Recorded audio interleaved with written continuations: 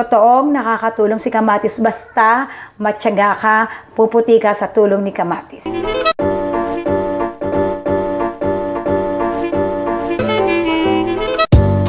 Hello everyone, magandang umaga sa inyong lahat. Ayan, medyo paus ako kasi kahapon biglang dumilim. Kahapon kasi nag-swimming kami, family swimming namin. So, namaos ako kakasigaw, syempre kasi masaya pag ganun family swimming, di ba?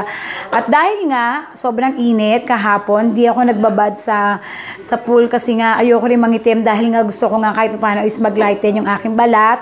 Ngayon, hindi ko natiis, naligo ako, alam nyo na, nainggit, kasi sila nagkakasiyahan ako, nakaupo lang doon sa tent na, sa cottage namin, so naligo ako at eto yung dinanos ko, nangitim ako.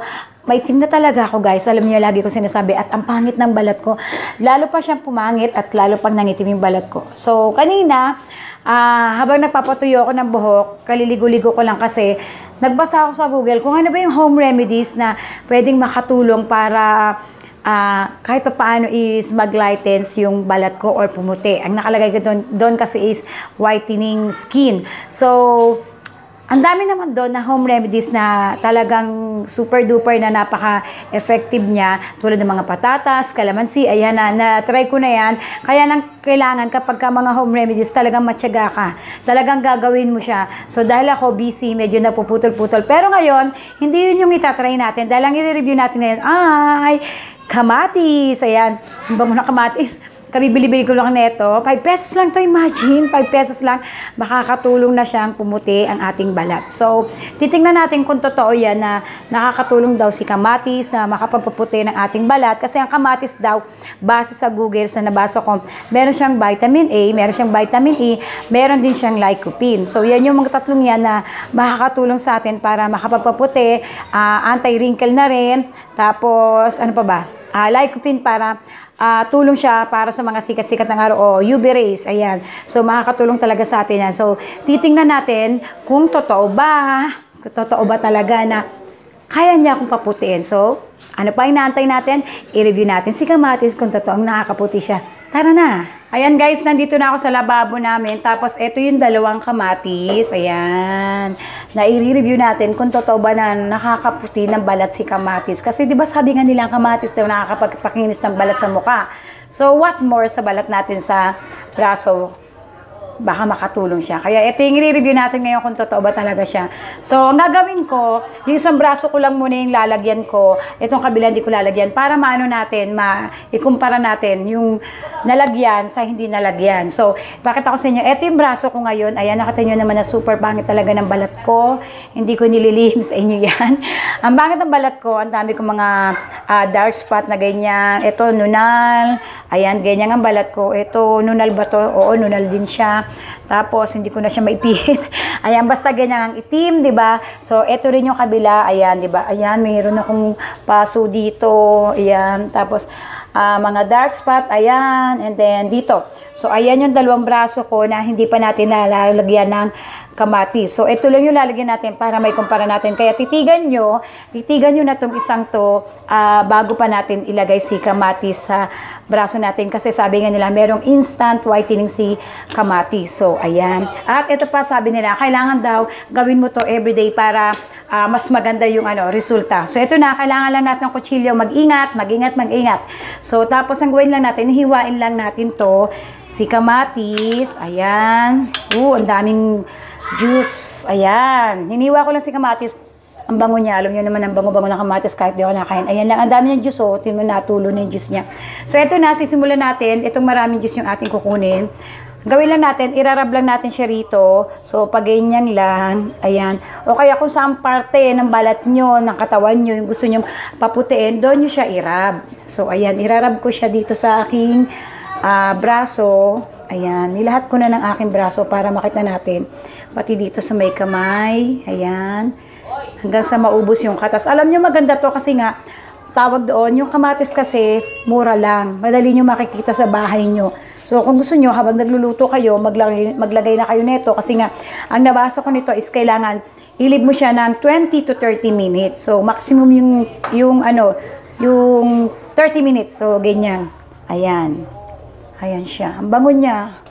Bango naman kasi talaga ng kamatis. Yan, tumutulo-tulo siya. Pag ito naging effective, tatry ko talaga to sa aking face.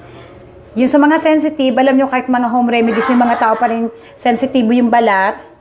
Depende. Mag-try muna kayo dito kagaya sa ginagawa ko sa muna sa braso muna. Tapos pagka hindi nahiyang sa inyo, kasi meron talaga mga sobrang sensitive yung balat nila. Pag hindi nahiyang sa inyo, edi itigil nyo na lang yung tipong nangangati-ngati kayo. Pati siko lalagyan ko ito. Sayang dami-dami pa. Actually, pwede mo ito maggamit sa dalawang braso mo na, kaya lang dahil nga ikukumpara natin, i-review natin kung totoo ba merong instant whitening si kamatis. Dito muna natin siya gamitin. Siguro mamaya na lang after ko mag-film. So ayan. Biniga ko maigi yung yung katas. Para na rin siyang nalilibaga. Kasi ginagano mo siya, di matatanggal yung mga libag-libag. Diba? Maganda to kasi nag-swimming nga kami kagabi. Kahapon. Ayan nakita nyo. Magkaiba yung kulay ng braso ko. Eto, naka-t-shirt kasi ako dito. Medyo maputi-puti dito. Ayan, nangitim talaga ako. Sama na natin to. Ayan. Tingnan natin kung puputi siya kahit konti. So, ayan. So, kapag kapiling nyo is okay na cover na yung buong balat nyo ng kamatis juice o yung katas ng kamatis. Ayan. Na siya, nadurog-durog na siya. Ang bango niya. Lagay ko nga maigi, sayang yung katas kasi. Ayan. So, ayan. Pati to. Ayan. Ililib muna natin siya ng 20 to 30 minutes. So, mamaya babalikan ko kayo kapag babanlawan na natin siya. So, ito na siya guys. Tuyo na siya. Ayan. Natutuyo siya. Ayan, may buto pa ng kamatis. Natutuyo siya talaga. Siyempre, mabango siya dahil kamatis nga siya. Ngayon, babanlawan ko siya ng walang sabon. As in, babanlawan ko lang talaga siya. So, tara, banlawan na natin. So, ayan guys, punasan na natin. Nabanlawan ko na siya. Ayan, may buto pa ako ng kamatis. Ayan. Punasan ko lang siya bago ko ipakita sa inyo. Para tuyo na siya. Yan. Bango siya. Sarap ng amoy niya. Tapos nung binabanlawan ko siya, medyo makinis siya or malambot. Parang ganun. Lumambot yung balat ko. Hindi na ako naglagay ng sabon, guys. Lagay natin yung tuwalya rito. So, eto na siya. Pakita ko sa inyo. Eto na yung aking braso after kong... Ang ganda. Totoo ba? Bango pa. After ko siyang gamitan ng kamatis. So, kukumpara na natin doon sa hindi natin naugasan. Oh, wow! Eto yung braso ko, di ba? Pinakita ko naman sa inyo kanina na hindi ko siya nilagyan ng kamatis. So, eto naman yung hinugasan ko ng kamatis at ayan na siya. Nakita niyo naman na meron siyang instant na ano ba? Totoo ba? Parang kuminis nga siya. Kumuinis siya na konti, pero hindi naman siya bonggang-bonggang super na makinis. Ayan, di ko alam kung saan ako papaling kasi tinitingnan kong maigi. Ayan, nakita nyo naman, di ba? Kuminis siya ng konti. Ayun, nakita nyo, may konting rito, may konting paipek. Ito kabila, wala di ba? So, ito pa rin yung paso ko kanina, ipinakita ko sa inyo kanina. Wala siyang pag-glowy effect, yung itong kanan ko. Samantalang itong kabila, na ginamit ako ng kamatis. Ayan guys, nakita nyo naman, Diba? Pero yung pangingitim ko dito, kasi diba pinakita ko rin to sa inyo kanina, hindi naman siya instant na namuti. Wala nga, parang wala namang nangyari. Ayan pa rin yung hati, maitim at medyo maitim. Hindi naman kasi ako maputi talaga. So ayan, pinakita ko lang sa inyo na hindi siya pumuti, na puting-puti, pero may konting glowy siya, may konting parang, ano tawag doon? Instant brightening. Hindi naman siya whitening kasi hindi naman talaga siya pumuti. Para lang nag-glow. Ayan. Yun nga, brightening. Parang nag-glow lang yung balat mo. Ayan. Sa paggamit mo ng kalamansi, ng kamatis. Ano kalamansi? So, siguro, tama yung sa Google na kapag inaraw-araw mo to, kasi kung ganitong isang gamit pa lang is meron na siyang epekto, kahit konting-konti lang.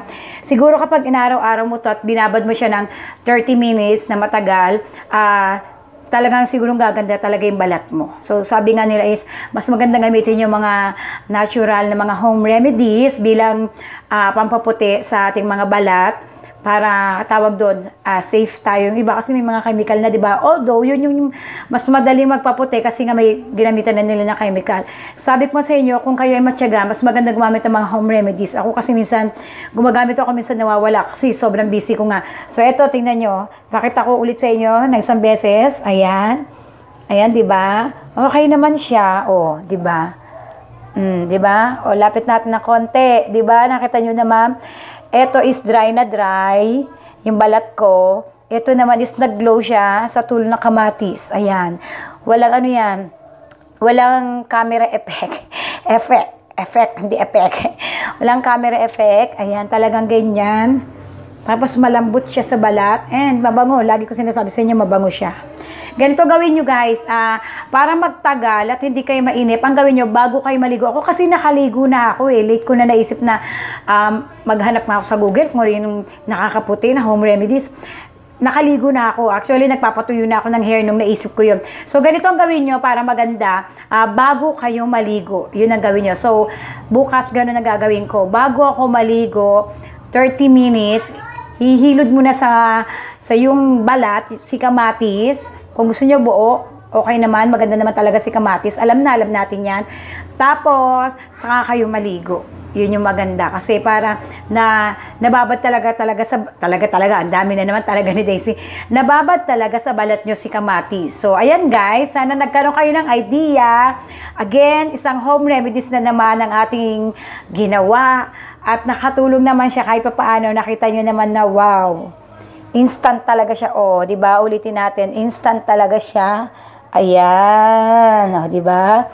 So, huwag kalimutang mag-subscribe dito sa aking channel. I-click ang subscribe button sa baba ng video to. And yung maliit na bell button, i-click mo yan.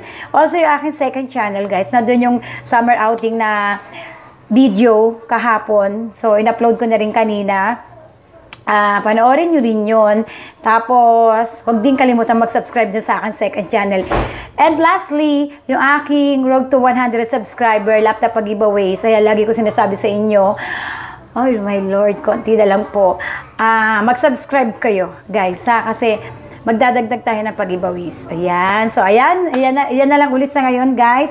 Totoong nakakatulong si kamatis basta matyaga ka, puputi ka sa tulong ni kamatis. Yan lang guys, ngayon maraming salamat. Babush!